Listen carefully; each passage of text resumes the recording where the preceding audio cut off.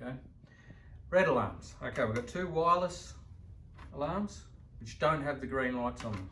We've got a hardwired alarm that will have a green light on it when it's connected to power on the roof.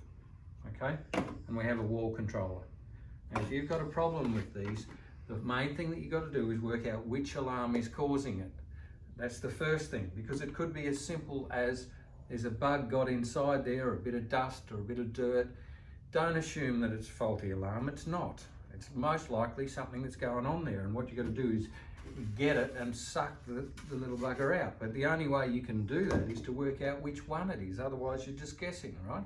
And you're going to be able to tell because this one's going to be flashing red. Now, as you saw, that just flashed red once. They all flash red occasionally. I'm not talking about that.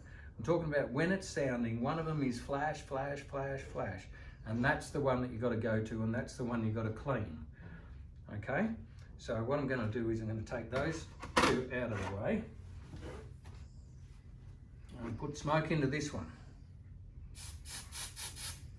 And you'll see the red light flash.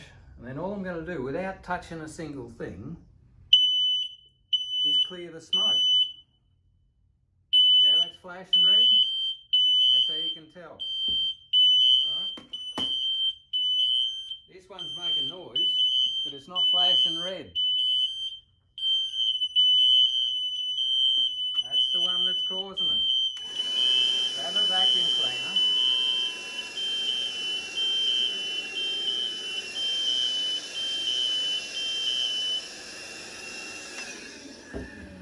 I didn't touch a thing. I just sucked the problem out. That's what you got to do. Identify which one it is. The wall controller can help with that, and I'll show you that in a minute. That's the idea. Now, if it doesn't matter what you do and they just keep on going off, last resort. You only do this if you've absolutely tried everything else and you've vacuumed.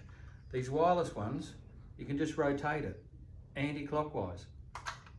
And it'll drop down and it's turned off because there's a little switch in there and the two prongs, that's turned it off.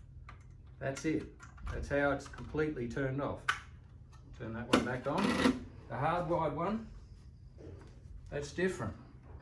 The hardwired one, you push the button across, drop it down, and then it's not connected to the mains power anymore, and all you do is knock that battery out and that'll stop it. And just don't try and close it again without the battery, you'll break it. That's how to turn them off altogether, but that's the last resort. What you really want to be doing is identifying which one it is. If you have a wall controller, even better. I'll show you. I'll spray smoke in there. This little red light will start to flash, and you'll press the locate button, the bottom button. Now all three of them are going to be making noise. But when I press the locate button, the other two will shut up and the one that's causing it will keep going. Start flashing straight away.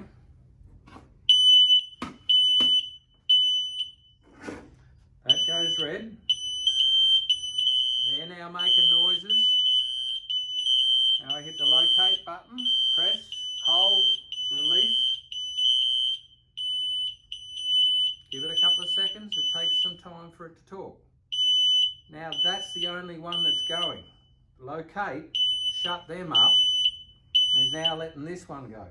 Then you can hit the silence button and release. And again, be patient, give it time to think, it's talking remotely. And there you go, it's shut up. But the smoke's still in there, or the bug, or whatever it is that's causing it. The whole idea was, work out which one it is, suck the smoke out. So if you've got high ceilings, you need one of these. But ideally, you're trying to find which one it is that was causing it and deal with that first. Don't assume that they're faulty and that we got to come out in the next 15 minutes. We didn't make the thing and we can't make sure that your environment is perfect. There's so many things, hairspray and other things, even in the middle of the night, high humidity, you know, that sort of thing. Work out which one it is that's flashing, get a vacuum cleaner and suck the stuff out. If it's in a closed up room, open the window, turn the fan on, get it moving. You have a wall controller, you now know how to operate it. And if all this else fails, you know also how to shut them up, how to turn them off altogether. But don't do that until you absolutely have to, and always leave at least one going in the hallway. Thank you.